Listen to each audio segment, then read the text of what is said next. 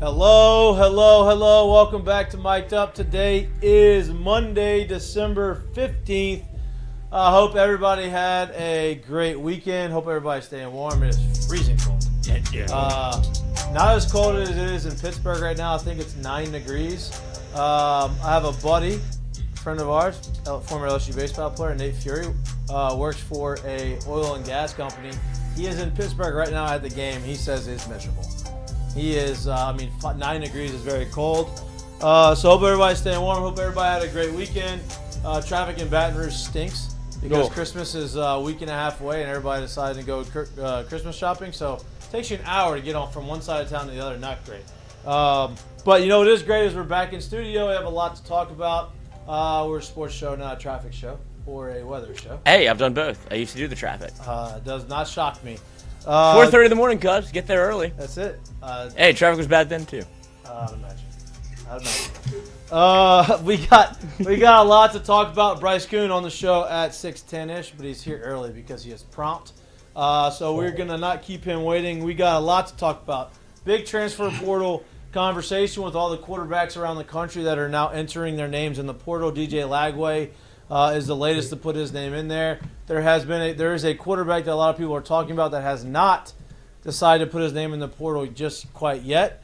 That is Bryce Underwood. We're going to talk about if he does put his name in the portal and all of the quarterbacks that are in the portal, where does LSU go? What does it look like for us? Juwan Johnson obviously put his name in the portal last week, but in a recent interview has said that he is open to staying here in Baton Rouge. He just needs to figure out what that role would be. At some point, kid's got to look out for his well-being and his self, other than just wanting to play for LSU. Michigan coaching search is still underway. What's going to happen there, I do not know. Maybe Bryce does. But we're joined by producer Lloyd with his nice baseball shirt on. That's right. It's never too early for baseball. baseball. Rouge. That's not. Never too early for baseball. Also, yes. Yes. I was just going to say, happy holidays. Hanukkah starts today. Okay. There you go. Happy Hanukkah. Thank you. Happy Chanukah. But are you Jewish? No, Okay. but I do know Stuart Scott, Jewish. People don't know that. Rest in peace. Did not know that. Nice little tidbit there. We're joined by our two-time national champion, once in baseball, once in football, co-host of our show, first-round draft pick from the Chicago White Sox, media pundit for SEC Network, Jared. J. Mitch, hope you had a great weekend. Good weekend. Yeah, Chill weekend. Good. Very good weekend. Good. Glad to have the band back together. Glad to have our other guest who's joining us as well earlier than 6:10 because he is just very professional. On three contributor. Well, he doesn't respond all that often. No, he's just ignoring you like you ignored him. Yeah, we're even. How does that make you feel? We're good. It does. I guess it does hurt. I get it. Yeah. But also get it. You get it. It's not going to change anything. We're still boys. We're getting you there. Yeah. Yeah. It's all right. We're working on it. We're working on growing up, Lloyd. Bryce, welcome back to the show. We obviously, football season not over, but kind of over for LSU. Obviously, you have the portal season. You have the bowl game that in normal years, I would say it's not a enticing, something that you would really care about. In this season, it feels like it's a little bit more meaningful because it's kind of an open tryout for the guys that they currently have on their roster. We talked a lot about this last week as where Lane Kiffin needs to go and where who needs to bring in the portal. But they get about 3 weeks of open tryouts and say who we got. This is who we got. Okay, this guy has a role. This guy doesn't have a role. What has been the conversations, I guess, in throughout the Lane's first couple weeks here in Baton Rouge?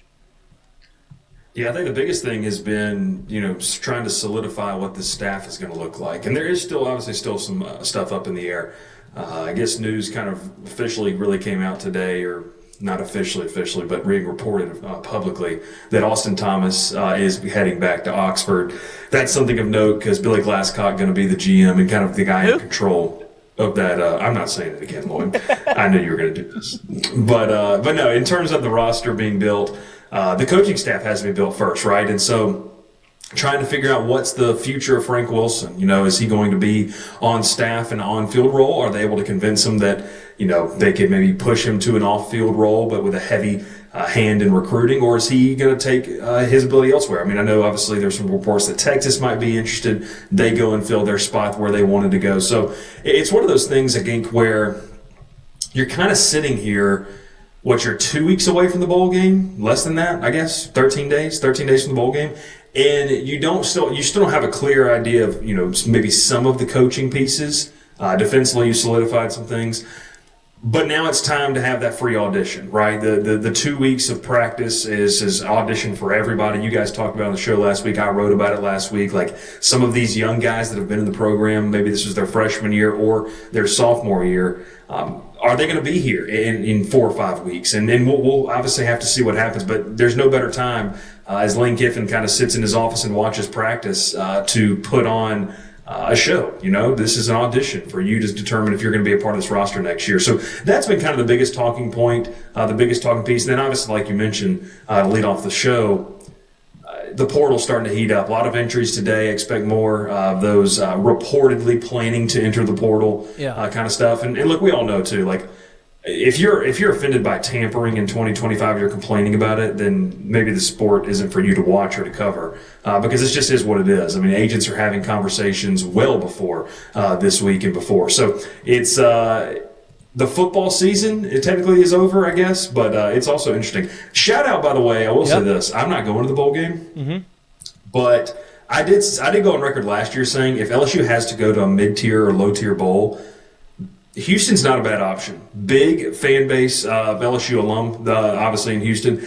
And since Kinder's sponsors it, the food is unreal that they have in the press box. Like ribs, it's great. So I'm not going, but shout out to the media members that are going. They'll have a good time. Bryce, before we get to, because I do want to talk have a conversation about the quarterbacks that are in the portal and kind of where LSU has to go and those types of things. But if you ask anybody, I guess, that has watched LSU play this year, and you said, where does LSU need to go in the portal and where do they need the most help, they would jump straight to the offensive line, right? The offensive line was bad. You had a bunch of guys there that were young. They weren't inexperienced. They weren't as good as they were. You had some injuries, all that type of stuff. And Lloyd and I and Jared, last week we had a conversation, and I said, listen, I get it. Go in the portal, looking at what they did on the field was not great. But then you go back and you look at all of the offensive linemen that you've accumulated over the last couple weeks, the last couple years, and their ages. Redshirt freshmen, true freshmen, redshirt sophomores, pretty young, right? The whole offensive line as a group. And I said, I'm not so sure that offensive line is as much of a weakness as we may think it is. Look, they didn't play well. They were young, but I think there is a development thing there and a scheme there also that prevented them from maybe getting to where they needed to be. Is that the same feeling you have, or do you think that, hey, they got all these guys that were highly ranked and they missed on all of them? I joked today in an article about it. I said, just blow it up and start over again. Financially, you can't do that. You really can't. So you have to figure out over the next 2 to 3 weeks. This sounds so like it sounds bad, but you have to figure out what you can work with, right? Like who has the developmental traits that maybe it was stunted, maybe it never took off like it was supposed to, or maybe the coaching was just bad under the previous regime. Like who do you need to, who can still be molded, right? Look, whether it's in Baton Rouge or somewhere else, Weston Davis is going to get another shot somewhere because physically he looks the part of an NFL tackle. Like that, he is going to be that. He's going to have that next opportunity, I should say, because he looks the part. So, can you do something there that unlocks him out of the misery that he was in for a large portion of the season? Some of the other names as well. I wrote this, Mikey. I said that I think you can bring back Braylon Moore if he wants to come back. And you can bring back Tyree Adams. Outside of that, maybe slotting Kern into guard, okay, you just straight up missed on Josh Thompson, and you straight up missed, obviously, on not having another tackle. And you didn't have depth. You didn't have the swing tackle you had. Like, that was one of the things that you go back to even 2 years ago, Tyree Adams was your swing tackle. That was a luxury. You didn't have that this year. You just didn't have a guy that you could plop down there and play either side. So I said 3 was the bare minimum they had to go get. I think you need to go find a guard. I think you need to pay premium for a tackle to come in and be a guy for you. But you need to find some depth. And so whether that is through the portal with some young guys that Kiffin and this group want to go get, or whether it's some of those young names. I mean, look, Cohen Eccles was okay for you this year. Can you mold him and help him take that next step? Some of those young tackles, do they have an opportunity? Well, you had Williams to be developed. You also had a guy. You also had a guy, Solomon Thomas, right? Wasn't he super highly touted? He was supposed to be a guy as a freshman, and he got hurt early in the season, didn't get an opportunity to play. I'm just going. I don't know. I've never seen him play. I'm just going based off of what I read from people who cover the recruiting. But he was supposed to be an impactful player, but he got hurt early on. Obviously young. So, I'm not saying they're all great, but I don't think they're all bad either. Well, and just a tidbit on Thomas, it's going to be interesting to see what he does because it was pretty public that he was committed to Florida State and nearly signed with them because of Alex Atkins. And if Atkins is not a part of this staff, which it looked like rumored maybe Auburn is looking to add him to the mix. Would Thomas leave? Because when Thomas went over, when Thomas said publicly, it's a problem that Atkins is no longer at staff in Tallahassee, and that's a big reason why LSU got him. So, to your point, though, there's talented guys. You can't miss on every single eval, right? So it had to be some coaching-wise. So what can you utilize and what can you go spend to add in the portal to at least give yourself a solid base to work off of in 2026? Jared. Yeah, I can't sit here and say I thought I'd actually love having this portal conversation, but I guess, a year ago we never saw this situation happen in terms of where LSU is and the outlook of it going forward. Look, there's been a lot of speculation of Trinidad Chambliss obviously trying to get another year, and if he would get in the portal and follow Lane over to LSU. But now we're starting to hear words of all of these big names that are kind of jumping in and are speculated to jump in the portal as well. Bryce Underwood, Sam Levitt, DJ Lagway, all these big names. A lot of the reason why Lane came to LSU, probably the selling point, was because he was going to have the opportunity and the resources to go and get whoever he wanted. Just out of straight up foreseeing and how this thing may go, do you think he goes back to basically what's familiar, or do you think he goes and chases one of these high name, in a way, I guess you can call it unfamiliar prospects, and try to turn that into LSU's next starting quarterback? He's going to shop at the tier 1 grouping. I think he will. I don't think there's any doubt that, Lagway's name's in the mix. LSU's going to be a suitor. They're going to be a team that checks in, kicks the tires, gets what they want value-wise, goes back to the drawing board between him and Charlie Weiss and says, okay, what do we think we can do with him? And before I hopped on you guys, I was kind of writing a pros and cons list of him. Look, I think I said this with you guys preseason. I think he's the most naturally gifted, talented quarterback in the country. Just hasn't worked out. His footwork struggled a lot this year. Decision making was tough, but you can't negate the physical attributes that he brings to the table at the quarterback spot. So to your point, they're going to shop. You have to kick the tires on those guys because you're LSU, you're Lane Kiffin. You're a hot destination, and guess what? You have a QB1 spot open. Guys should want to come to you and play.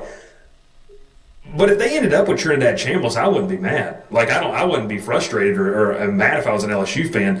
I think it's an option. And I'll even throw this to you. Kiffin has been known to not shy away from quarterback competition. When you go back, Spencer Sanders a couple of years ago was, a 3-year starter for Oklahoma State, pretty successful guy.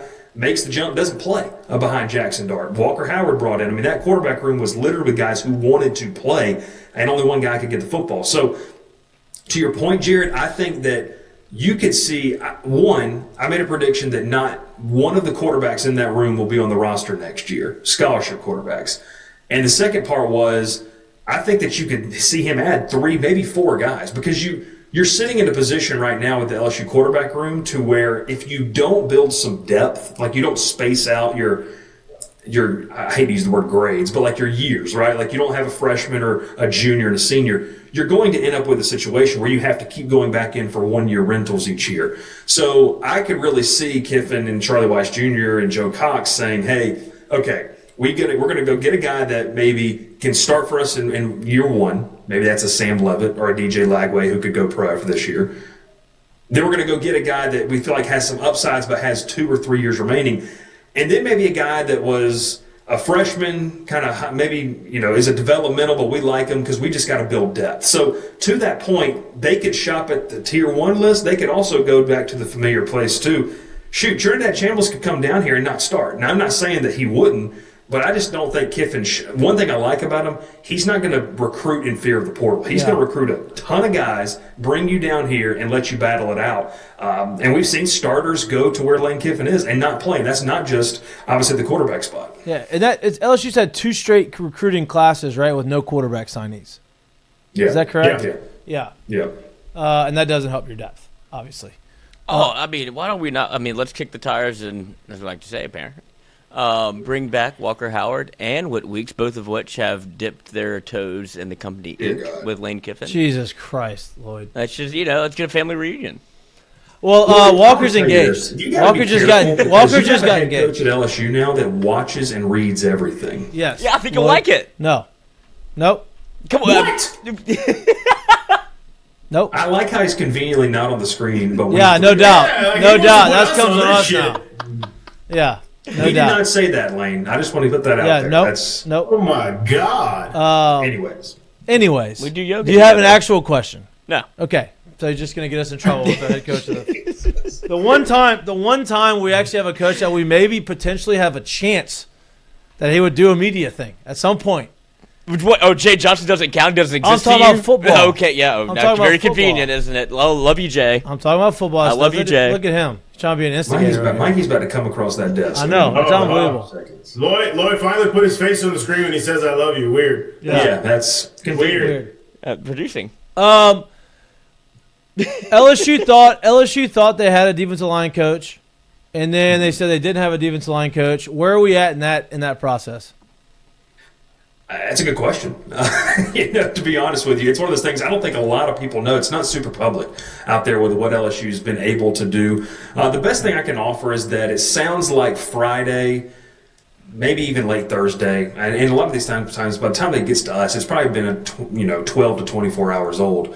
They've reopened kind of their interview process and recast out the net. Now, is that a bad thing? I don't think so. I thought Elijah Robinson would have been a nice hire. Has recruited well, and I'm not paying attention too much to the lack of success that they had at Syracuse this year. It doesn't really bother me. I don't care about that. I pay more attention to what he built, and Lane Kiffin knows firsthand the kind of guys that he can recruit when he was at A&M because he went and plucked Walter Nolan off of that A&M roster when he was at Ole Miss. So where is it now? Reopening the doors, kind of getting back to, all right, who are some of the contacts that this staff might have? Blake Baker's, who are the contacts he looks at? It seems obviously like a foregone conclusion. Kyle Williams is not going to be a part of this staff. Truth be told, I don't think he really loved where the college game is going, and just kind of wants to take a step back. Probably the best way to put it. Just he answered the call, answered the bell when it was rung. They needed someone, and I think he did a pretty good job. But you can kind of see when Ahmad Bro, a guy who played for him, entered the portal, and then the rumors of Elijah Robinson kind of put the writing on the wall that he wasn't going to come back. So I know a lot of people. The next question is probably how real is the Ed O smoke? I don't think it's real. I'm not really confident in any type of real smoke there, but we'll see. I mean, it's something where you have portal opens on January the 2nd. What could they do? I mean, LSU is unique in the fact, guys, they have an edges coach and an interior defensive line coach. Could Kevin Peoples coach all of it? That was a conversation we had back when Bo Davis left to go to New Orleans. So it'll be interesting to see what happens. You have more of a time frame to where maybe Kevin Peoples wants to take on that role. I don't know. And then you have an analyst that could work specifically with the edges. You have an outside linebackers and edges coach. We'll see what happens, but nothing concrete as of any names, I guess, you could put on a hot board right now. Bryce, I don't think we've talked to you since the Blake Baker stuff became official, right? So he re-signed here. He ended up not going to Tulane.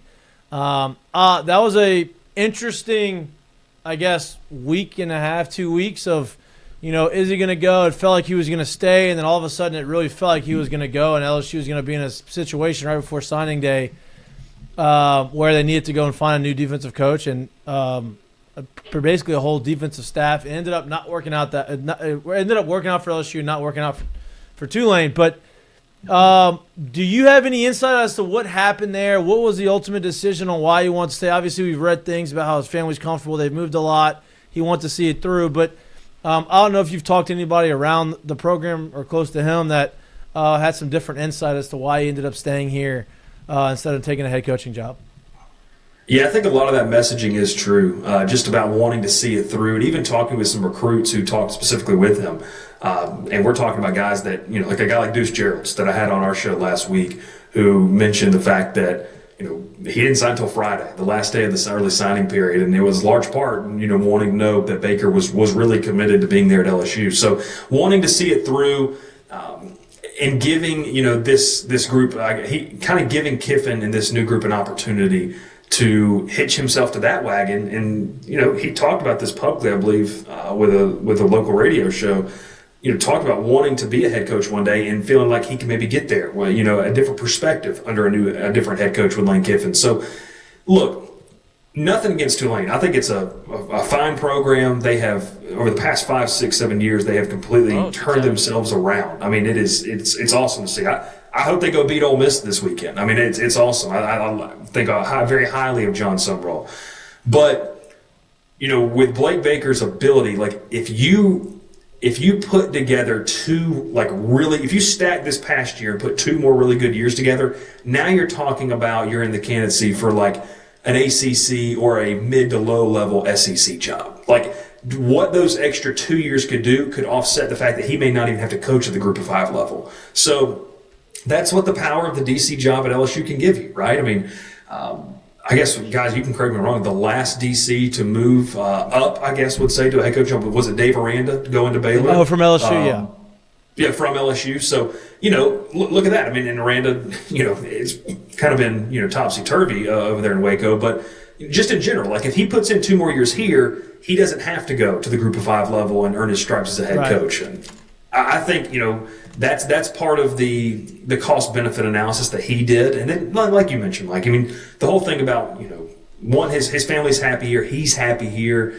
It's one of those things where it's like you look at it, you say, hey, I love my job. I'm going to have to be wowed by something to really leave it. And I think that was this case, that there's not a lot of dissent about what he's doing and where he is right now. So, unless the offer is just too good to be true, why leave? Jared, you got one? Yeah, I got one for you, Bryce. You usually leave us with a nice little Easter egg. I'm going to see if I can pull one out of you right here. And feel free to drop a shameless plug here as well. As this thing's opening up and the portals are right around the corner, is there anybody in your mind that is basically either the perfect fit or someone you're suspecting that maybe no one else is talking about that could land and fall themselves in Baton Rouge? Does it have to be a quarterback? No. Okay. Whatever you want. Nope. So I'll just start this one off. Wide receiver from Auburn, Malcolm Simmons. This is a guy who was... Yeah. Oh, were you going to say Cam Coleman? I was about to say Jesus. Well, I'll tell you this. I've told our board, my aunt taught Cam and his entire family, and I know the family. So when I go back for Christmas, I'll see what I can do. We'll see what we can do. Let's work on that. We'll see what we can do. It's the second coming of George Pickens physically. Yeah, no, that kid is... I said this today, Jared. He might be the best receiver in college football, and the casuals don't really know it because Auburn's had a horrible quarterback play. They don't talk about him. Yeah. I'm not gonna straight up compare him to Jeremiah Smith, but you watch some of the stuff he does. It's like that kid is. Unreal. It's incredible. Yeah. If he enters the portal, LSU's going to be a player. Like that. It's the big if. Can Alex Golesh and Auburn keep him in tow? But Malcolm Simmons entered the portal. Was talking with some people about this morning, and the thought process is on this. Kid's from Alabama. He chose between Auburn and Alabama during the high school process. Lane Kiffin and Ole Miss had some serious interest in him the first go-around. He is electric. Now, he has not played a lot, was banged up a little bit, had some off-the-field issues before this season. But watch out for LSU to be a player here because, one, the wide receiver room is going to be a complete upheaval. I mean, we've had, 4 guys enter postseason bowl games in the past 3 or 4 days. And is Nick Anderson coming back? Does Kyle Parker fit in? So Malcolm Simmons, serious track speed that he has. I know that's going to hurt LSU fans when they think about the track speed they had on the roster this year and it didn't pan out. But he's a really good football player. Kind of got over-recruited with what you mentioned, Jared. Auburn had a really nice crop of receivers a couple of years ago. He was one of the guys that just couldn't quite find his footing. They brought in some other players, and I think he's a guy that LSU is really going to take a look at. I'll go to quarterback. We talk about Lagway. We talk about Sam Levitt. Please don't say Brent Sorsby at Cincinnati is really interesting here because the wow factor when you look at Cincinnati quarterback, it doesn't pop off the paper. I'll be honest with you. I don't know if you remember guys watching this. It was the game at Arrowhead. It was Cincinnati and Nebraska. They played like week 1 or maybe even week 0. Yeah, the Patrick Mahomes game for Raiola, who was also in the portal. Now, if that other quarterback comes down here, I will effectively turn in my resignation. I'm not watching Dylan Raiola in that match. And maybe Lane Kiffin will see this and offer a resignation letter for me if they bring him in. But Brennan Sorsby is interesting because he is the type of player that I think can have success in what Kiffin and Weiss want to do. He can run the football, and he will run you over. But his arm got better as the season went along, and he had a really solid season. Like, you talk about guys that maybe we just didn't pay attention to. He had a really good year, and he's going to try to cash in on that this offseason. So, to the point, those are 2 names I'm watching. And then to your earlier point, Jared, about are they going to shop at the A-tier list guys? Sorsby might not be that, but you might look back and say, man, that was probably the better fit than a guy like a Lagway who has some developmental things he needs to hit on, or even a Bryce Underwood, who I'm not questioning the talent, but just the readiness to come in and play and maybe the fit, maybe that matters a little bit more. So Sorsby's interesting to watch, and then obviously Malcolm Simmons. And I'll say this too, if Cam Coleman hits the portal, LSU will be a player here. Like, there's zero doubt in my mind from people I've talked to. That is it is a matter of fact, like, let's just get this out of the way. He's being courted by other teams right now. No doubt. There's a reason that Alex Golish and Auburn met with his family. They drove to his family and had dinner in my hometown. That was put out there pretty publicly with his family to try to make him stay. That is a massive fish that if he enters the portal, LSU is going to be a part of that thing. We keep bringing up Lagway. I don't know. There's always rumors. There's always people having these conversations, and there's rumors about Nussmeier this year. It was like his work ethic wasn't great. He didn't really show up, and he didn't do the things he needed to do to be the elite quarterback. I'm not saying that's true. Got a little portly. Huh? Got a little portly. Right? Yeah. Like, it was just you hear rumors, but you're hearing a lot of the same stuff about DJ Lagway, and I know he's talented, but that can only take you so far. I'm not so sure I want that person running our offense if that's true. Like I said, I don't know if that's true or not. I'm not really even asking a question because Lloyd's got one, but I didn't know if you've heard that stuff as well. Well, I saw something written on it today where apparently a meeting with Sumrall about it went south. I haven't even read the full article, to be honest with you, so I don't want to speak out of turn. I will say this. I trust Lane Kiffin's ability to vet more than I do Brian Kelly's. Agreed.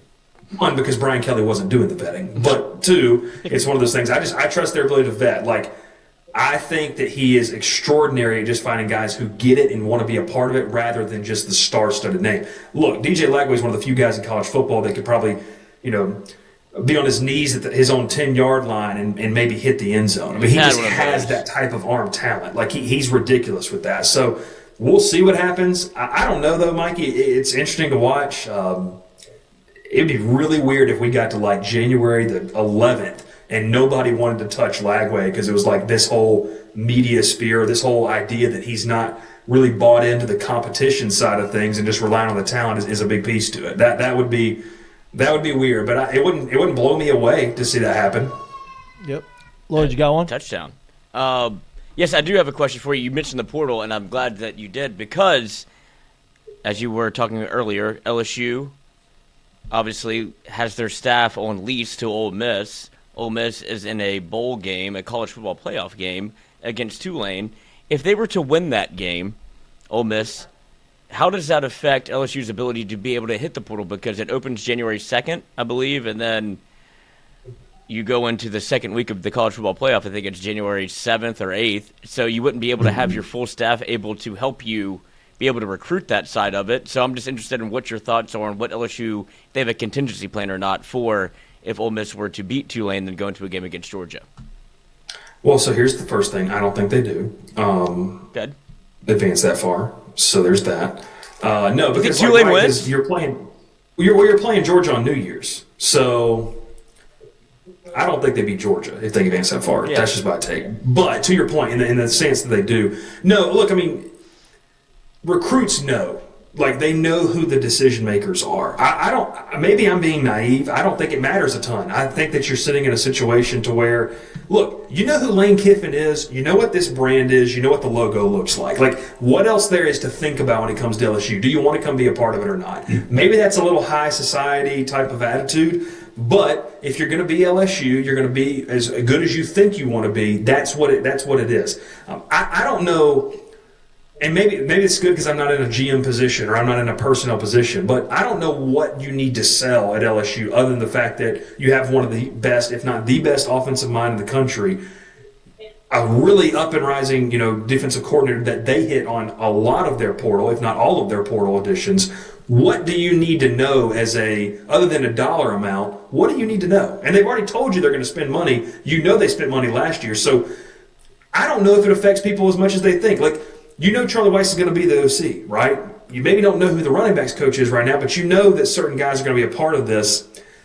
Yeah. It is what it is, and I think Lane Kiffin and this staff, just talking to people, that's what they're going to go into this mentality as. They're going to go into it as, hey, we're the big bad bully on the block. We've got the money, we've got the staff notoriety, and we've got one of the biggest brands in college football. Who wants to come down here and play? If you don't, then we'll play you. Maybe that bites them, in the end. But I don't think it's a wrong mentality to take because I think the proof is there that this can happen. You can be the best team in college football coming out of it. Bryce, let's pivot a little bit outside of LSU and just talk about college football in general. It was an absolute wild coaching carousel this season. Obviously Lane Kiffin was the biggest domino. Once that happened, I think you saw everything else kind of fall in place. And then after the dust was settled and everybody got their coaches ready, and Michigan decided they were kind of late to the party, and they started their own party. And Diddy party. Jesus Christ! And so now on one today. He is crazy. So now they are obviously in the coaching search. A lot of the usual suspects from the last month are being talked about as potential replacements.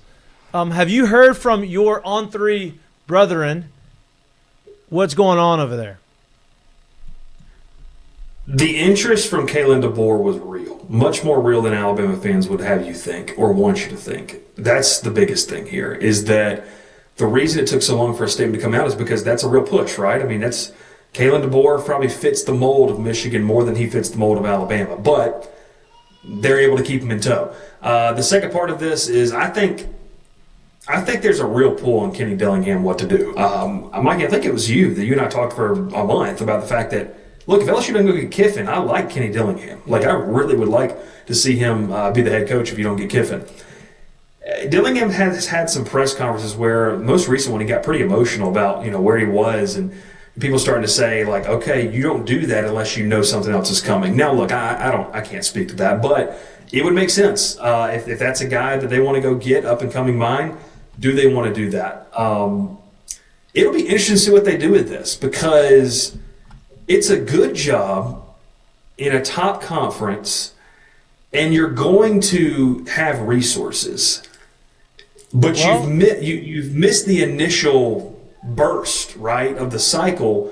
So now it's like coaches that didn't know this was going to happen are like, oh, so that's why you have like a Kenny Dillingham that had said, no, I'm not going to go anywhere. But this might be interesting. Kalen DeBoer, I'm not going to go to Penn State, but let me take a day or two to think about this before issuing a statement. It'll be interesting to see where this thing goes. The old DC for Michigan under Jim Harbaugh, who's with the Chargers right now. That's what I thought they were going to go after. I cannot remember his name. Wait, Martindale. No. What's his name? God, I'm off of it too, yeah. Yes, but that could be something interesting where it's like, hey, he knows Michigan. Now, I will say this. I don't know if he has that show calls too. I don't know how that would work. That would be the only thing that – does that affect him since he was on staff? Jesse Minter is his name. Jesse Minter, yes. Minter, yeah. So it'll be interesting to see what happens. I don't know. Weird one. Utah, no longer with Kyle Whittingham. That's another job that's a pretty solid job as well. So we'll see what happens. Well, I do have to say this too, and as a coach – trying to go, they're trying to take you away from a job that you're happy at. You're not a free agent technically. Michigan's has launched an investigation into the entire athletic department after Sherrone Moore. So, like, do you want as a coach to go there? You're going to be right in the middle of this thing. Like, you don't know what's going to happen. You don't know what if they find something that is detrimental, and now you have all these sanctions and suspensions and all this kind of stuff, right? So that's got to hurt their coaching search too. It's going to. I mean, look, LSU's head coach experienced that at USC, where he said he didn't even know the full extent of what was going on over there, and he wasn't aware of that. So there's going to be some hesitancy. Does it result in like this weird rebuild year where you have like an interim, like Stanford had this past year, where like they just had a head coach that was never going to be the head coach, but they just had to get through the year? Is that going to happen, up there, where they have to have someone who's just going to have to bite the bullet and be the sacrificial lamb for them to get through this year and really discover what all the troubles are within that program? I don't know. It could be interesting to watch and weird. It's just been a very weird week and a half with all of that. And I'll tell you one thing, that's one of probably the craziest things I've ever seen happen that's been along with the sports world, like both in that side of things, that we watch sports to get away from like stuff like that. That's one of the weird intertwinings I've ever seen in a long time with just how all that went down. Yeah, if he just didn't double down on it, he'd have been able to go the Patino route, and it all would have gone away. But now he's in quite a bit of a pickle, Dick. I don't know, because James Franklin obviously gets a job at Virginia Tech. He had a sordid history that he was able to get away from at Vanderbilt to go to Penn State, which is very interesting if you dig into that a little bit. But on LSU's front, whatever you do look at, and there's a name that Mikie doesn't want to mention, but Bryce Underwood, is that something that you look at whenever you see the quarterback room and you go, you get a guy that could play 2 years for you, and he kind of eliminates having to take 3 quarterbacks. Maybe you get 2, but you have a guy that has 2 to play 2 for a team that he has very much courted before. Is that a name that you feel interested in at all? So 2 things here. One, when Underwood made his decision, I think this is pretty public, and I probably said it on your show last year, when he made his decision to flip, the staff was not notified. They did not know that was happening. So it burnt some bridges, and it really hurt. Now, the good thing is the staff that's there is no longer here. So that helps, right? But you would be stupid to not entertain the idea, because he's a talented guy. At face value, get out of the bad feelings. I understand that. I think it would be malpractice to not even entertain it. Does it mean you go do it? No. But you have to look at it on paper. Does this make sense? Like, is there a real interest in him coming down here and us being able to utilize him, like you said, Lloyd, for 2 years? I think they're I'm going to use the phrase, kick the tires on it. I don't know if he's wearing purple and gold next year. I don't think he's playing at Michigan next year, but it'll be very interesting to see how this whole thing plays out, because you can't let the emotions take a hold. But then you have to ask yourself, well, how many remnants of the staff, who is he going to walk into the facility and see some of those same faces? I don't think so. Like, if Frank Wilson's retained, that's a pretty big one that played a part there. That would be awkward. If he's not, Joe Sloan's not here. Your quarterback's analysts aren't here. I mean, we have yet to see the full extent of what the recruiting personnel staff side of things looks like. But, Austin Thomas isn't here. Like, there's a lot of people you kind of slot in that aren't here. Now, we know how much the Joker's going to get paid, right? Like, there's some at least the reports of it. The reports of it. There's some donors that might be like, yeah, I ain't paying that. I'm not doing a deal with that kid. Well, here's the deal. That could play a role. But is he gonna so there's no buyout with him at Michigan from what they're talking about, right? So he went out there, he had a year as a freshman, wasn't worth the $12 million deal that he signed. I know that's what the going market is right now, but he's not gonna leave for less. But it could be a situation with I'm not even gonna try to pronounce the last name, Nico, going from Tennessee to UCLA, getting less money when he wanted more money, all that kind of stuff. I don't know. It's a complicated situation, but I don't think somebody's going to give him more than what he's got right now to leave Michigan. I would say this, and it's just my guess when it comes to that situation is, first off, the money part of it, I think, is what it is at this point. And I'm not exactly sure that he would even jump in the portal looking for comparable or more, knowing that the performance was what it was. Now, I'm not going to sit here and say that I think the kid's not a good ball player. We've talked about it before. That system doesn't produce high numbers for that position. And I think that was something he should have known and understood going in. Maybe he thought he was different. Maybe he thought he could do more. Maybe he thought he could do it right away. I don't really know.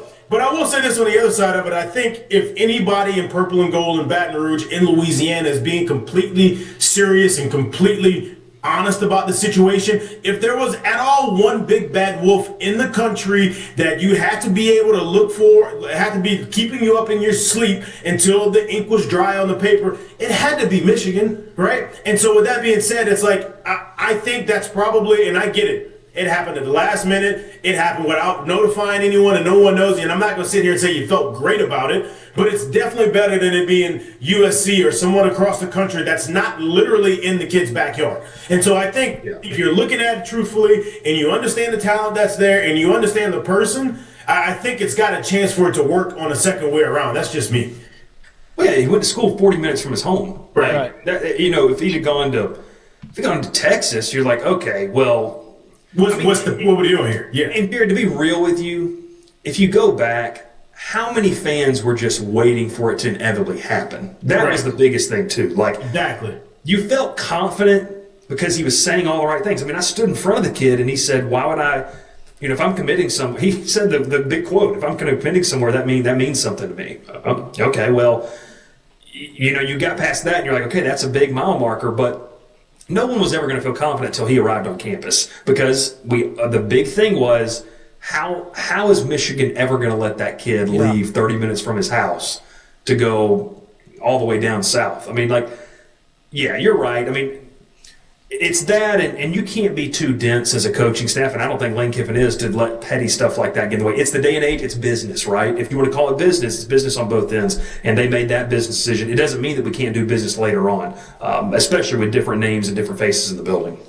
I think it would also, lastly, a last little part about that too, when you bring Lane in and the boosters or the donors and the people that are actually fronting the money and giving the money, and you tell him no on this situation, if this is who he wants and this is who he marks as his guy, you're setting a terrible precedent going forward from here. Oh, that's not what he's going to make it really bad. If that's who he wants, I would imagine that's who he's going to go and get.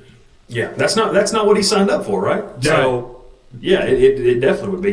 You're handicapping a guy day one. That's very dangerous. Yep. Bryce, I know I'm going to let you go. I know you got to go. I appreciate the extended time because you're being nice and polite to Lloyd, even though you don't have to be. College football starts again this weekend. Obviously, first round of the college football playoffs start on Friday and then continue on Saturday. Who's your favorite matchup? Give me something to look at this weekend as we head into a weekend that has actual college football compared to last week where they only had the Army-Navy game and I think one bowl game. Miami might have the second, heck, you can make an argument, the best talent of the weekend on their roster. But does it matter? And will it matter? Can they make it matter? That's going to be the big thing. That Miami A&M game, I am thrilled to watch. I think it's a disservice, and I don't say this a lot to Aggie fans, it's a disservice that game is not the night game, just because that place would be rocking. Yeah.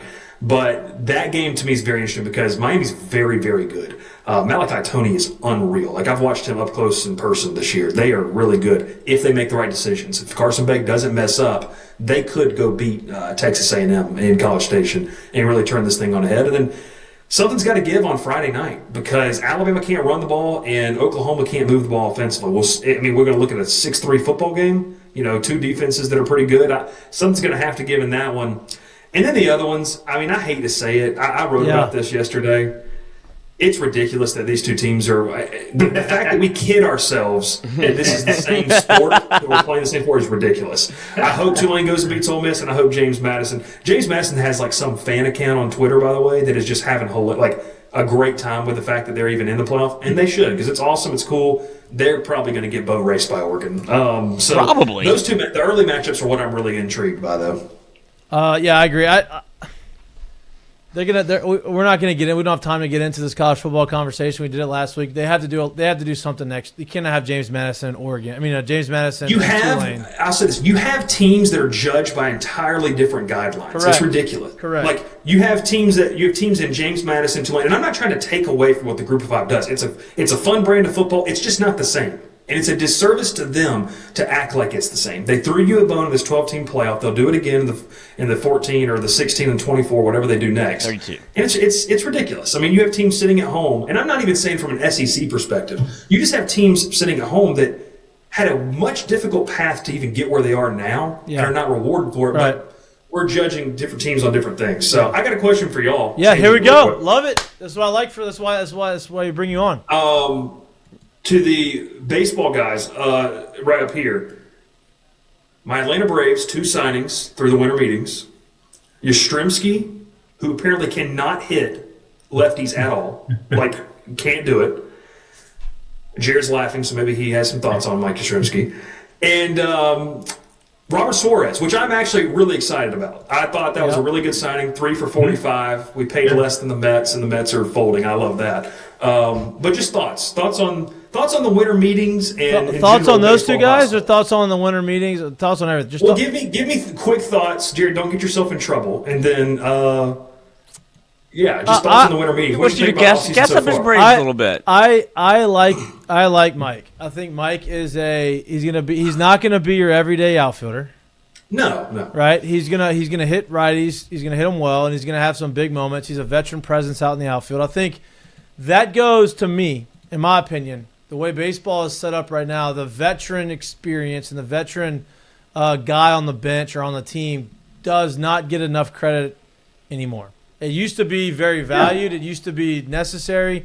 They don't give it, but they don't make it necessary for a lot of teams, and the teams that do, they have a lot of success. So I think that's a solid hire. A solid sign. And as far as Robert Suarez, I think he's really good. I think he had – was it a couple years ago he had a really, really good year?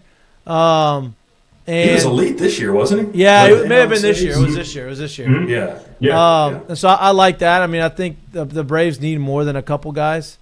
I think they need a restructure of their team. You know, kind of get some new blood in there. I think it kind of got stale, but it's a good start. Yeah. I mean, I would say this winter meetings. It's kind of been slower, right? It's been slower than the last few winter meetings, so there wasn't that much huge news or splash signings that's come out of it. Robert Suarez was obviously one of the splashes that did happen. He had a great year this past year. If they can kind of recapture that and continue to go and keep that building with him, it'll be great.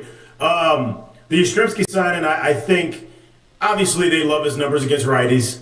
They may think more about what his splits are and what he can actually do and how much they may use him or deploy him against lefties. And he's always been a consummate pro. So he is going to add to that lineup, to that clubhouse some way, somehow, I would imagine. And I think that's kind of where they're going. They may think they have something kind of a diamond in the rough, especially in terms of facing righties. So we'll see if it goes from there. He's been a good hitter. And you got to remember, too, he's been he's been a late bloomer. He spent some of that time in San Fran, right? Where even some of those numbers most of the time because that place is huge. Yeah, exactly. And that was my thought, because that porch and the chop house in Truist, like that he's going to be able to. I think he'll be nice. Exactly. As well. So left-handed bat to that spot, and the ball flies in that ballpark too. So that's another part of it as well. So you got to think about those parts and the bloodline. All right. Well, I appreciate it. Little did I know, 6 years ago, in my office at Regions Field, I'd be having a Jared Mitchell bobblehead on my desk every Monday night. So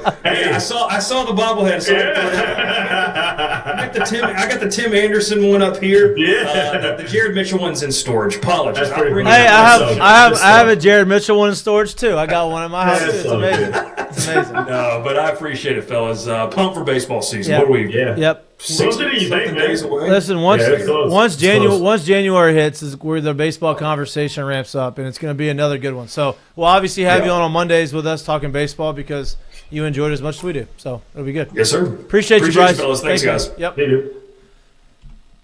Had a lot of different direction I wanted to go once we got to the college football conversation with them, but I looked at the clock and I realized it's 6:45. We probably need to get them out of here. Yeah, I heard the baby a couple times. Yeah.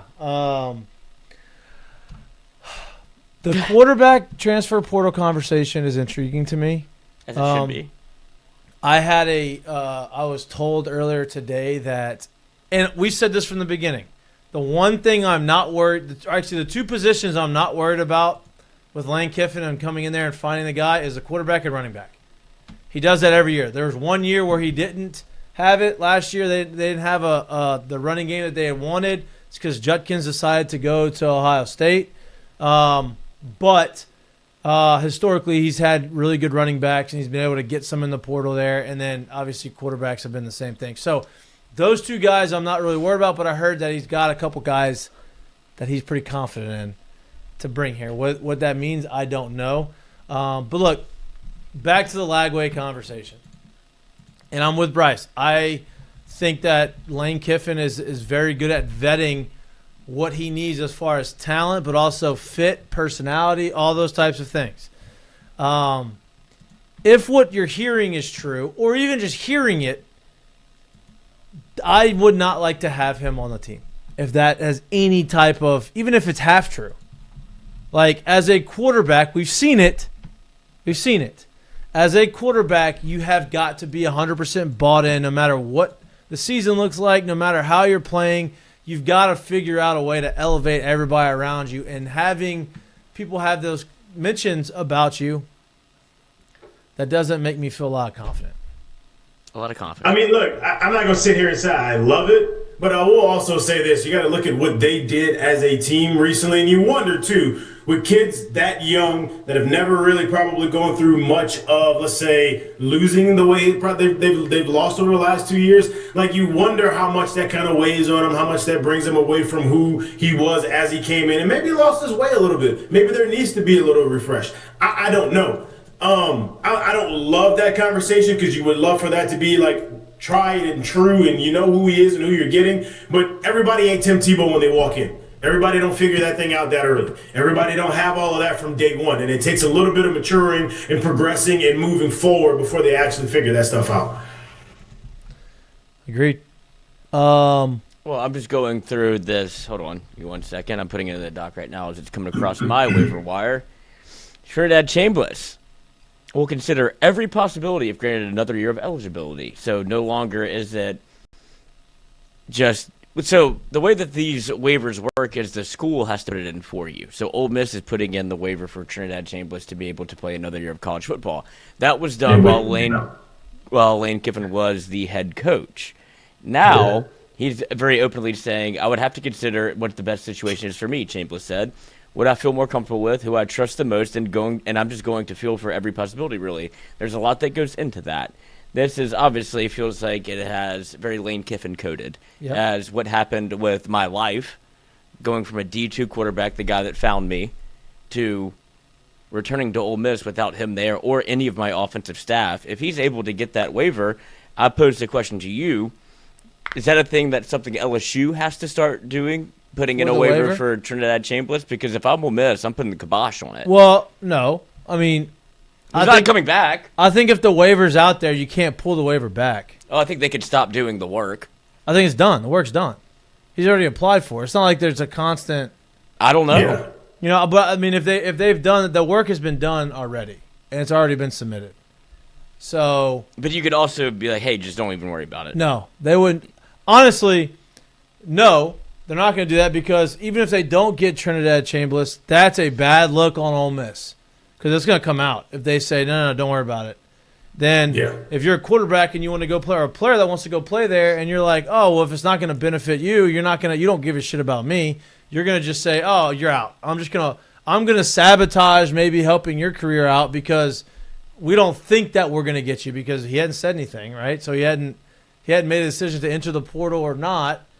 And so they're just saying, oh, he's probably going to follow Lane, so just no, we're not going to let him do that. That's not a good look. Well, they've made every decision. But Lloyd, you got to understand, too, now way more than ever, I think these coaches and people that are in administrative roles in college football and college sports have learned and understand you really just can't burn bridges. So if the kid thinks that if you think the kid may be hopping in the portal for what he thinks may benefit him more, and you burn that bridge, you're also burning a lot of bridge, just like Mikey alluded to, with the rest of the players on your team, with players you're trying to bring in as well, and it's just not a good look for you. So it's, if a kid is wanting to transfer, you really don't. There's almost nothing you can do to hold him back. Now, if he's wanting to transfer and you've given him everything that he could possibly be asking for, and you haven't gotten those returns on the other side, I think everybody understands that situation. But that's not necessarily the case here. And I think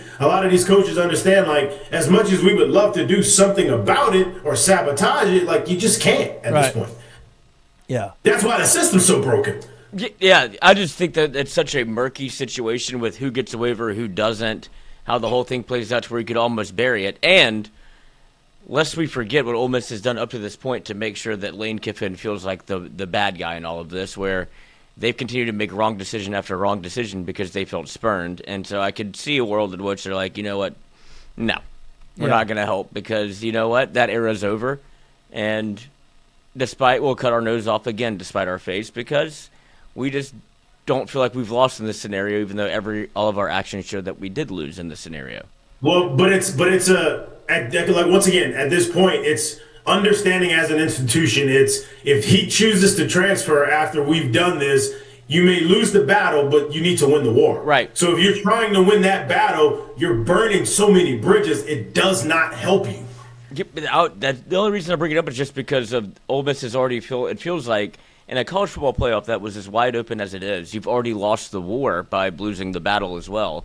When you could have just the war is all the players moving forward. The war is all of the relationships of players you have moving forward, all the ones that you've built that now you're showing to the world, hey, because it's not helping us, we're gonna screw the kid. Like that's the war. This completely outside of wins, losses, what game you have next, what games you got next year. None of that is even in the conversation. What's in the conversation is the relationships you've built and the ones you're building and the ones you want to build in the future. Yeah, I don't think I think the waiver, one, I don't think they're going to pull it back. And, I don't think they could pull it back even if they wanted to because it's already out there. And two, if they did, they'd have to go above and beyond to pull it back. It wouldn't be like, oh, we're just going to stop submitting it. It's already submitted. So they would have to be active in saying, hey, calling them and say, no. Just deny it. Yeah, it's over. And then even then the NCAA is probably like, no, you already submitted it. We can't deny it. Just because you don't want it, because you don't think you can get them. So no, I don't think that they're going to do that. And so the next question is, do you think he gets it? I don't know how. I don't know how it works. That's what I'm saying. TJ Finley's applying for a 7th year waiver. Like what is what do we? Are you a doctor? He's transferring again. Has he ever been hurt? I don't know. I don't know how this shit works. That's what I'm saying. So that's what, like in Ole Miss's case, it'd be very easy to be like, hey, just deny it. Nobody knows how this goes, so just say no. And then nobody would even know. But they do, though, Lloyd. That's the thing. You can sit here and say that, but if that becomes known in terms of Chambliss knowing that it's been applied for and all of a sudden it's pulled, what stops him from getting on their Twitter fingers and now everybody knows? Yeah. Like, it is out. Like, it becomes an out thing. You can't, if it's already been applied and he has knowledge of that, whether it's right, wrong, or indifferent or how it goes about, if he puts something out there, now you're forced to have the PR battle on your side. It's just not a good look for you. No, it's not. But I would say that he falls into the same camp as Pavia, being able to get this year's eligibility, right? Like, there's precedent, but then you can go a step further and say, who was the guy at Tennessee that was trying to play baseball, and he did it under the same kind of guise as Pavia, if I played D2 ball or I wanted to transfer and be able to play for Tennessee, and it went on forever. And they're like, he's on the roster, but he can't play. Do you remember what I'm talking? It was this year. Oh, yeah. It was a shortstop. But right. It wasn't a division. It was all came from Division I. Okay, so that was the deal breaker. He came from Division I. Like, he was I think he came from, like, a big school. I want to say he came from, I don't know where he came from, but yeah, he was a Division I player. Yeah, because that's what I would think if they're going to make a ruling on the Chambliss situation, it has to be in lockstep with the decision you made with Pavia, right? Like, that's the precedent you set. Like, in a court, in the court of law, you would look at, hey, this is what's been done previous. This is how you've made the ruling. So this is what the precedent you should follow because we have grounds to be able to prove it that you've said yes to this before. And so why would we think you would do anything differently? And so that's where I think he would be able to get the waiver because it's the same thing. Yeah. It's just now it's becoming, do we want to keep this precedent going of if you played in D2, those years don't count, or JUCO. If you did that, does that count towards your eligibility in high school? And if they're going to do it ruling by ruling, they either need to make a decision of yes, you can or no, you can't, instead of doing it player by player. Yes. I mean, like it's. But they've already said yes, so they should say yes again. Yeah, correct. So, like, if based off of everything we've seen that we don't understand, we just see it. Yeah, just watching what's happening. It seems like they would grant him that waiver, but I don't. I could very easily see them going, no. I don't. We're not doing this anymore. I don't understand how that works. Yeah, okay, we have to make an example. You're done. Yeah, we're not doing this. You know, like I don't really know. Look, because Pavia is an absolute. Nobody jackass. should be able to play 7 years in college football. I think everybody should be able to play. No, nobody should be able to play. You should be able to go back, and so should Jared, if you wanted to. You still have a year of eligibility. That doesn't work either. Yeah, you don't know that. Nobody's tried. Can't. You can. Can't. We've been gone too long. No, I don't know. We've been gone too long. I mean, I hate to say this. LSU's outfield is very good. Well, I couldn't. But if you want that veteran presence on the bench that you talk so highly of, well, you couldn't play baseball. You have to come play a different sport. I'm just waiting for somebody to challenge the rule. I mean, we don't know this yet. No. Like you lost your amateur status by going professional, so you couldn't play baseball. Yeah. Oh, you can't do either. Yeah. You're fucked. No, I could because I didn't go professional in football. Oh, yeah, but you already played football. You're saying come back and play his last years of eligibility in football. Yeah. Like you can't. Matt Mock. Oh no, who was it? Matt Mock. Matt Mock did it. Yeah. Chris Winkie did it. Brandon Whedon did it.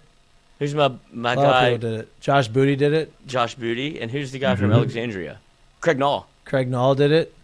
So you got to go baseball first out of high school, and then come back and play football. Yeah, some guys do both at the same time.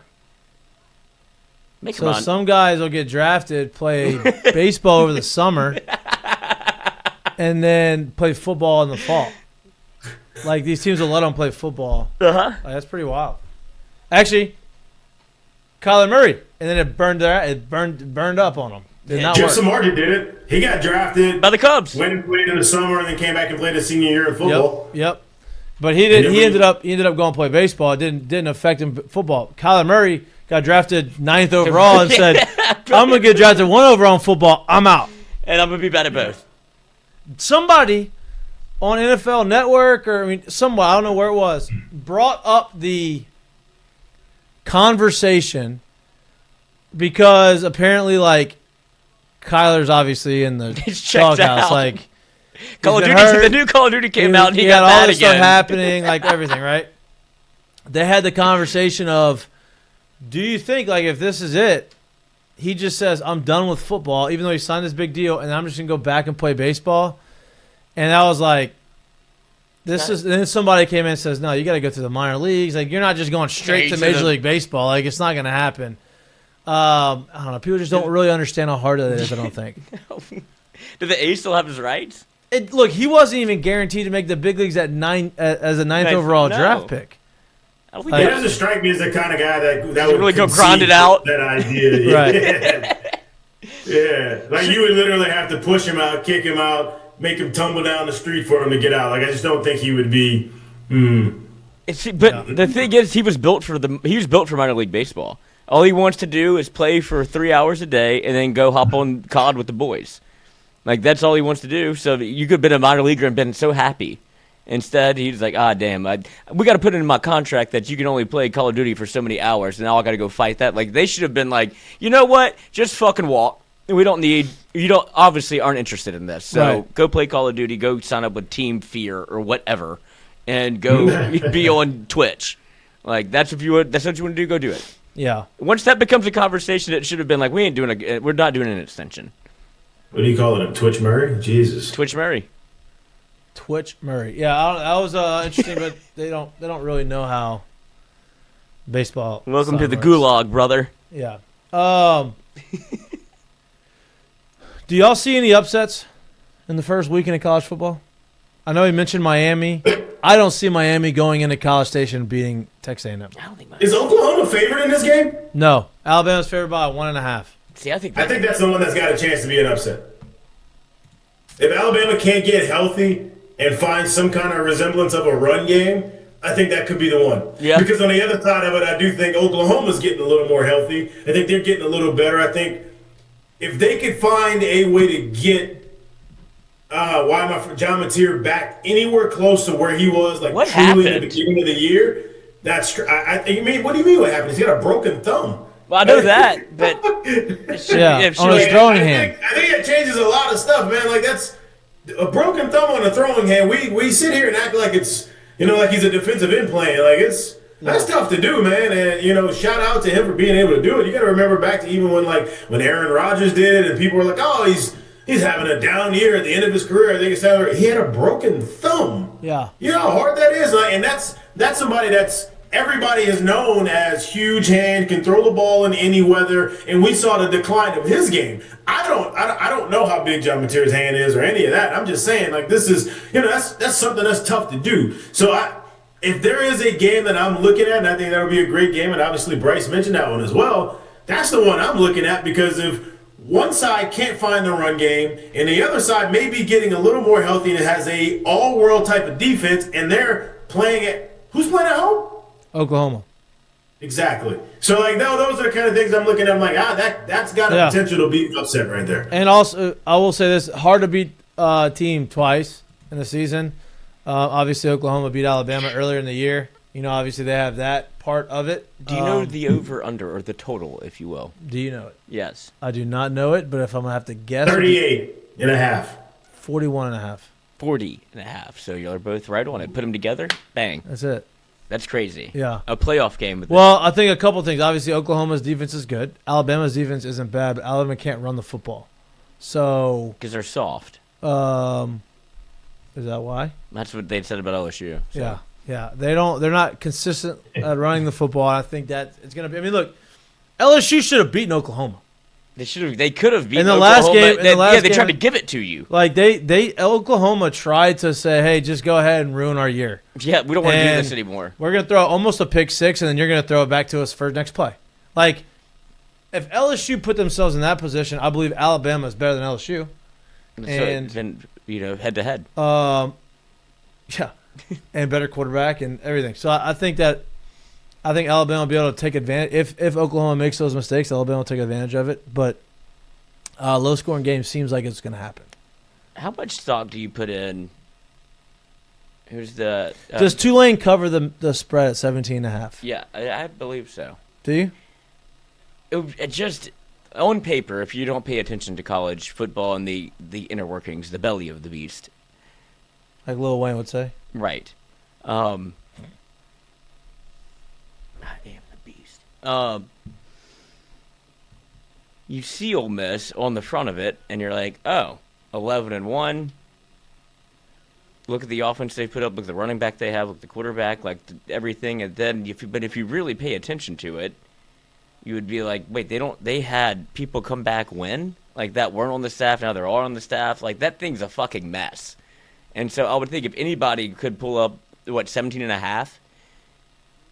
I would pick Tulane. I know Tulane has its own, but I feel like the Summerall thing has been somehow cleaner than what happened at Ole Miss. Whenever he's posting pictures of. Well, Tulane can understand that.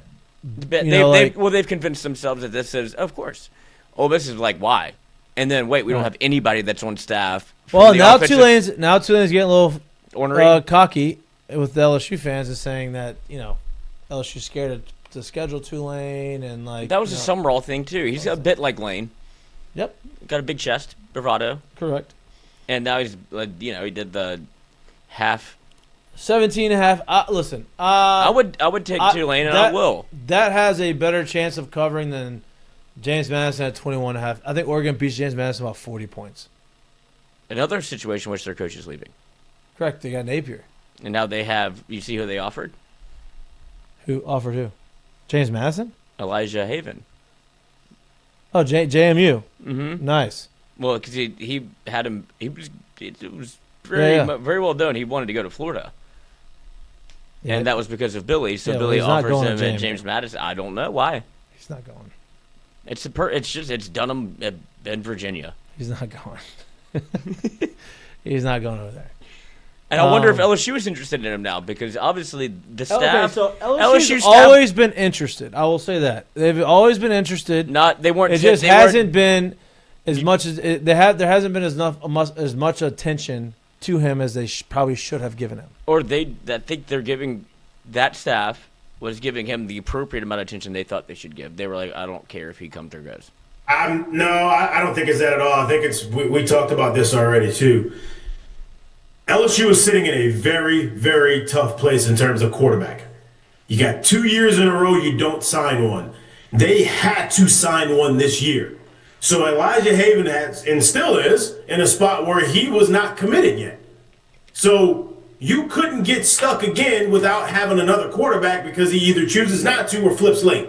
So they went with something that was a little bit more of a sure bet, which was the kid out of John Curtis, maybe? No, Evangel. Evangel. So I think that had a lot to do. Now, look, at the end of the day, yes, you assess the situation, you see what you got talent-wise, but I think they understood there has to be one that's willing and that we need to come here. And if we don't have one, they can't go 3. Hell, you're supposed to rule of thumb is you need 1 each class. You can't go 3. You just can't. Yeah, I think that was the bigger part of it. And Peyton Houston, the Evangel quarterback, is 2027 as well. Yes. And had a lot of conversations with Nussmeier's little brother.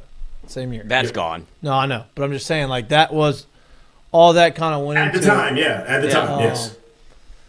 But again, I don't doubt and I don't question Lane Kiffin's ability to develop quarterbacks, but like to actually identify the guys that he needs. Like, no, but it's a weird place to be in where you don't even really feel like you have to worry about it. Right. The most important position on the field. You're right. Right, which is nice place. I'm really excited to see, though, man. Like, is he going to bring Trinidad Chambers? And if he does, is there another big portal swing? And then now, if that's the case, are we really sitting here watching a real quarterback competition? Because if you bring Trinidad Chambers in after the year that he's had, and he gets granted that extra year, you're sitting there, man, he's got a ton of experience in this system. He knows it well. He gets it. And this is an opportunity for him to once again step up and show that he can play at the next level and do all of this. But then if you bring another one of those big names in and you're able to land it and do it, there's just no way for whatever you may be paying it that he's possibly going to sit on the bench. I won't say no way. There is a way. I'm just saying that's a really interesting dynamic out of the gate, and I would love to see how that would go down. I would too. It's gonna. Obviously, if Trinidad gets his waiver, I would imagine he ends up here, at least as one of the quarterbacks. I would assume. How can you not? And I'm expecting Lane to bring in multiple, just like Bryce said. I'm just of those like big 4, big 3, whatever the ones that we know of right now. Sorsby, Lagway, Levitt, Underwood. Of like those guys. Does he sign one of those guys as well? And if there's another one that ends up entering his name that's of that same profile or fits that same stardom, if you will, like that's what I'm so interested in seeing. Yeah, correct. Because Because then you get into the conversation. I think LSU. I don't think this is breaking news. What they're going to do in the portal is going to be massive.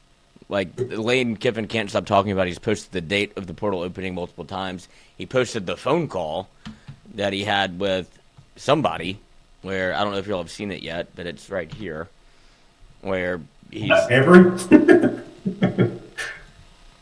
Yeah. We lost him. Are you joking? No.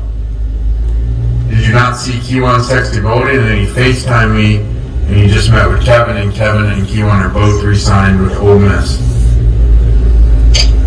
That's horrible. Oh, no. Horrible. Beaver, guess you gotta wait. So Coach Smith will win against his family's decision. So just kidding, they're coming.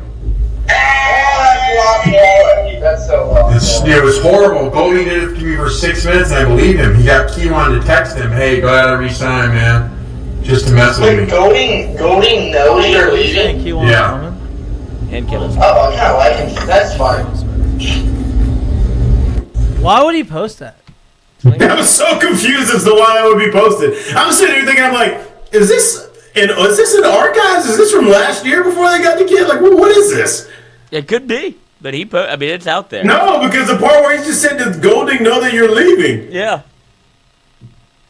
Wow. I'm so confused as to why he would post that. That's wild. I mean, they're talking about tampering. That is literally the definition of tampering. No, he didn't do anything. He just got information. I mean, I guess he said he didn't re-sign. He didn't sign with LSU. Yeah, he hadn't re-signed his deal He's not yet. tampering. He's not calling Q1 Lacey and going, hey, you have to come here. I have a spot for you. He's saying he had a conversation with Pete Golding, and he said, I'm not going to re-sign there. Oh, I'm not going to re-sign yet. Yeah, we got him. Wow. That's wild. That's just a crazy deal that, he's that post, but I hope we get him. That'd be great. I also hope. I need the Steelers to score 15 points tonight for me. Yeah, okay, because the only reason I brought it up is Q1 Lacey. Ole Miss had interviews today, and Q1 Lacey was asked about the leaked phone call where Lane Kiffin quite literally mentioned him by name. Of course, Ole Miss is going to frame it a little bit differently. He didn't offer much other than he was surprised. And you had Trinidad Chambers saying, I'm going to do what's best for me, so you might get both. Maybe get both. Bring that offense on. Well, but whenever you get him here, you assume that you're going to get Trinidad if he gets his waiver because that's who, whatever. And then you would assume, because based off the relationship that he and Kiwan and Lane had. And Kevin. And right. Like you would imagine that. That's what's going to happen. You're going to get them. Maybe this is all much to do about nothing. It's like, what are they going to do in the port? It's like, he might just bring back what he just had. Well, that's what I said. Just let it, and not all of it. I mean, he's going to bring back a couple pieces. I'm sure he's going to go get some other pieces out. For sure. Some other places. But let's let it play out. Yeah. Let it play out. It's fun to talk about. It is, because I don't know what you do in the running back room if it's Q1 Lacey. Because you're not going to have three very touted backs. Yeah, we shall see. We'll see. We shall see. Ride with Lane. Ride with Lane. Just trust in Lane. Trust in Lane. Life in the fast lane. That's it. That's a great. Make it a shirt. There you go. Make it a shirt. All right. Curtain call. Mistake of the day. Mistake of the day. We talked about this a little bit off air. And happened. Boy, did they figure out Louisiana high school football playoffs. Last year could not be on TV. Had no way to find it. Wasn't on there. I was listening to radio calls trying to watch. My buddy coached for Ash, so I was like, let's see if we can find it. Y'all in the Dome? I went to Menard. Oh, Ash was in the Dome. Yes. That's right. But he coached at Ash for a spill. And so I was like, it's cool that they're in the Dome. Alexandria, never makes it there. We don't do anything of any importance ever in sports. And so I was like, this is interesting. They got boat race bed in a car. But that doesn't matter. You couldn't watch it. Now every game was on television. And turns out the stakes, when the lights get bright, I don't know if it's coaching decisions or maybe center decisions, and maybe you pop too early. Tough. And things happen. And so we've gone through this a lot. It's not like the NFL games where you can see the timeouts on the bottom of the screen. Right? It's like you don't know how many timeouts they actually have. But he does that, clock's running, stops, and they end up on 4th and 40. Shout out Jeff Palermo on the call. Electric. Yeah. Oh my goodness, somebody got a hand in there and blocked it. Didn't get to see the number. I felt they were. High snap. Great. Curtain call and both. Also, great. Rewind that. Unbelievable by catch the by holder. the holder. Yes. I didn't get to see the number. I felt they were. Way out there, brought it back down there. Great kick. Very unfortunate for Shaw. Much less one, right? He had his team. I wonder if he's the starter. He had his defense ready to play tonight. Much less one. I mean, it doesn't look like he plays. Hey, as you watch this, so you go back to the beginning of the video when they show the sideline, you know a grown man is mad when he's stomping his feet like a child. Just check out the coach when he's trying to, I guess he's trying to, here, right here. That one. Oh, man. Tough. I don't know if he blocked that either, but do you think 50 is was this like a senior that got to do it? No, I think he played. I mean, look at the rest of them. I mean, he played. I think he played. Yeah. I think he was maybe getting a celebratory snap. No. I mean, look at the D tackles from the other side. I think he played. Yeah, I think he played too. I don't think so. I did. I think that was a maybe I'm related to the coach. Maybe, I mean, I've been I had centers like that. Yeah, you did. I kind of feel bad for my man too, because I do too. That was his one shining moment, and move. I do too. But then, as much as I felt bad for him and maybe he gets blamed, we started to have the debate. We started to have the debate of maybe it's the coach's fault. Well, I don't think it's the coach's fault because he just didn't run off a lot of time. Yeah, but if they had timeouts, he did need to. Because I don't know that I need to go watch the situation. How many timeouts did they have? They had 2 timeouts before that happened, and they weren't using them. They were just going to concede the game. That's what concerns me. Then as well. all of a sudden you give them an extra timeout with a penalty. So now you use the 2 which was their timeouts. third. Yeah. What was the time on the clock? When that happened, it was like 30. So they're under what would be any kind of 2 minute situation. So, or at least at the beginning of this, Lloyd, when they had the penalty, what was the time on the clock? 35 seconds, I believe. Yeah. So dude, you're under 2 minutes. If they have timeouts and they don't have 3, you can't do anything anyway. So seemingly, this stopped the clock. Right. It gave them another timeout, and now they can stop the clock. Right. And so now you say, okay, well, maybe we can return a punt, block a punt, do something, and that's what happened. But the other part of this is, where are you right here? Like, so you get 15 yards. Yeah, this is the part. You're on the opposite end of the 50. You're on the 45. And it's a 15-yard penalty. Okay, so now you're on the other you're on the 30. You're on 33. The 40. And you end up at the 20. Yeah, I don't know how that happened. Because they were taking knees from shotgun, and so it ended up being 4th and 40. Okay, so then that tells me they lost a timeout. So you go. It would be first and what? It was 2nd and 10, or 1st and 10, and then 2nd and 25. Right. So you lost an extra 15 yards just from taking a knee. 2nd and 25. Yeah. So run a play. Yeah. And you don't even if you don't get yards, you're not losing. You're not giving up 8 yards a snap. Right. So that's where it's coaching. Yep. And then it puts you. Well, they've probably never taken one snap under center all year. Run forward and fall down. Okay, I don't disagree with that.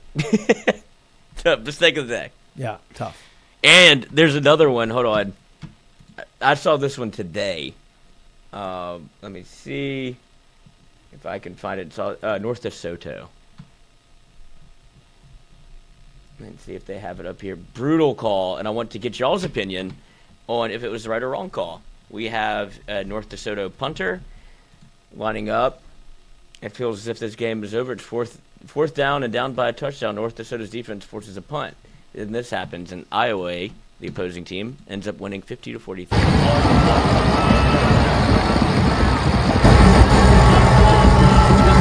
I got it. So what happened here? Watch. They're going to punt. This is Iowa punting. Oh, no. Bad snap. Okay, he catches it. Punts it. Roughing the punter. Roughing the punter. He knew it as he did it, too. I mean, he knew it. He's telling it to himself. He told on himself. That's what I said. Yeah, he knew it. If he doesn't react that way, I think it's fine. Because that's not really roughing. I mean, we see it from that view, though. I don't know what it looked like from the side. But he rewarded. Great play by the punter to even get it off. I don't think that's... High school football, baby, ain't nothing better. How about the touchdown? Did y'all see the high school football touchdown where the guy catches the touchdown and he takes 2 feet in the end zone and then celebrates, so he drops it, not across the end zone. He's already in the end zone. Catches it, normal catch, drops it, celebrates, and the referee says incomplete. And there's nothing you can do about it. And I'm like, how is that incomplete? That was a week or so ago, right? Yeah. I saw that. Yeah. That was terrible. I think he actually took 5 steps. It was so bad. And that's the funniest thing to me about high school football is that's just what it is. It's the wrong call. Don't matter. I got to go home. That's well, fuck. Shit. All right. There goes the rest of your summer. Oh, man. Curtain On to baseball. Yeah. Yeah. You got a curtain call? I do not. Do not. Okay, I got one. Jared, do you have one? Yeah, I got one. I'll give it up right now. Let's go. I want to give it to LSU.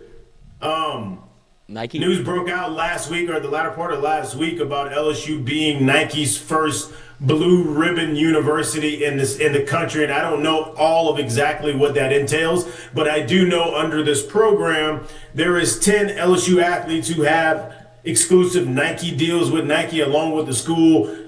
I think extending that Nike deal through like 2036 or something like that. It is the first deal of its kind among major universities. Once again, so LSU is announcing itself as the premier Nike school, premier player nationwide, which I think is huge, right? Like you have a big company like that comes in and says, hey, where are we going to start this blue ribbon program? I know, I got it. Let's go down to Baton Rouge. That is a huge deal for LSU, and my curtain call will go to LSU for that one to get that deal done and kind of be at the forefront of that NIL dealings in terms of how they deal with big players like Nike and really getting onto the national scene in that situation. Yep. Love that. I do have a curtain call. Okay. How could we not? So obviously, a 44-year-old man made his return to football. Philip Rivers. Oh yeah. Threw a touchdown pass. And that's what it is, because his high school that he was coaching at had a watch party for Philip, Coach Phil, and here's the reaction to him scoring a touchdown.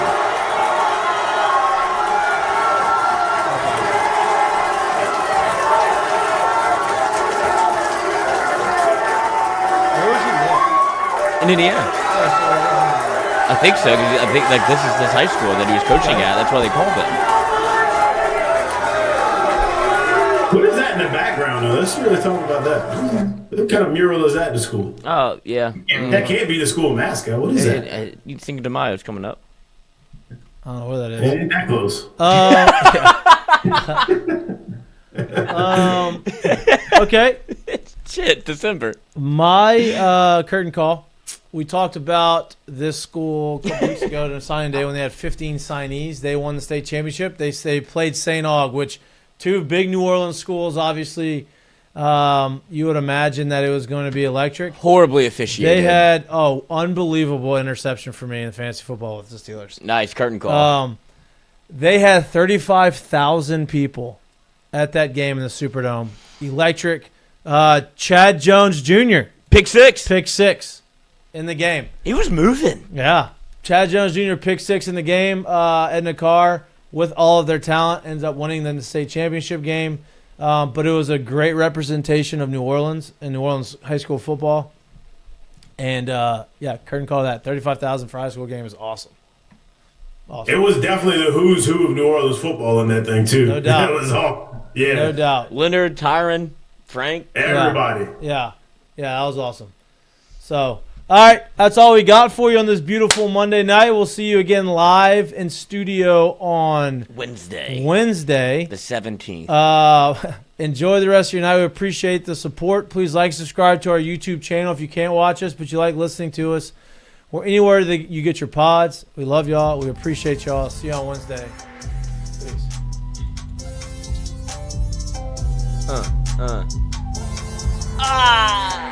Nope, that's it. Damn. Love y'all.